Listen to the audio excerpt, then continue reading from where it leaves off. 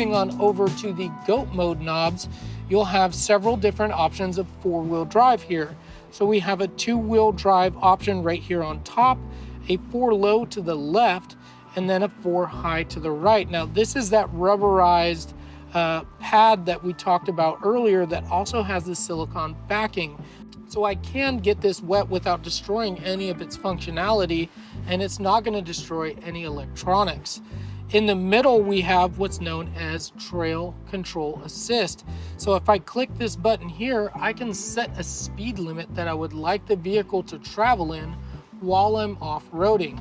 If I want this vehicle to travel at 1 mile an hour while I'm wheeling off-road, I can simply click this button and set the mile an hour as I choose per the steering wheel. So there's an OK button and an up and down arrow that will actually assist me in selecting how many miles an hour I want this vehicle to travel while off-roading. So there's an optional four-wheel drive auto, which is not on this vehicle presently. What that option does is it allows for you to be predominantly in two-wheel drive, but when the vehicle recognizes a slippage, it'll automatically put it into 4-high for you. So you'll really never notice that you're slipping, and that's going to give you optimal fuel economy while being engaged actively for four-wheel drive. Also on this selector is the ability to change your driving modes. And so what you'll do is you'll rotate this dial down here, and on the dashboard, you'll see that you're flipping through different modes of drive. So rotating from right to left, I'm showing my normal mode. And then I have an eco mode, which is shifting. I'm gonna go ahead and say okay. So that's going ahead and put us in two-wheel drive. So you're showing that you're using less fuel and trying to optimize the fuel that the engine's taking, kind of leaning it out a little bit, if you will, keeping your RPMs really low. We're trying to keep the environment nice and green.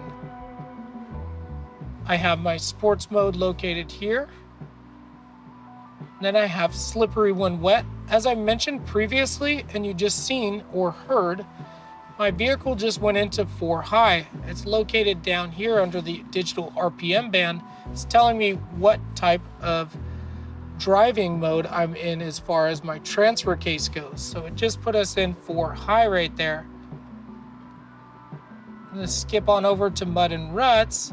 It just took my traction control off and turned my front infotainment system on. Now I'm able to see what's directly in front of me. Now this is the mode that we used previously to show you that spotter view on those front two tires. I just want to make sure I mention that ahead of time. So if you guys have any questions as to how I obtained that view, it's going to be in the mud and ruts. And as you see up here, it says for off-road use only. Now, I will let that be up to your discretion where you want to use that. So the next driving mode we have is the sand mode. Now this one did turn off my front camera, and I'm showing that I'm in 4-high with traction control off. Now as you can see over here on my off-road status, it's showing that the entire driveline is lit in blue, which is indicating that I am engaged into 4-wheel drive.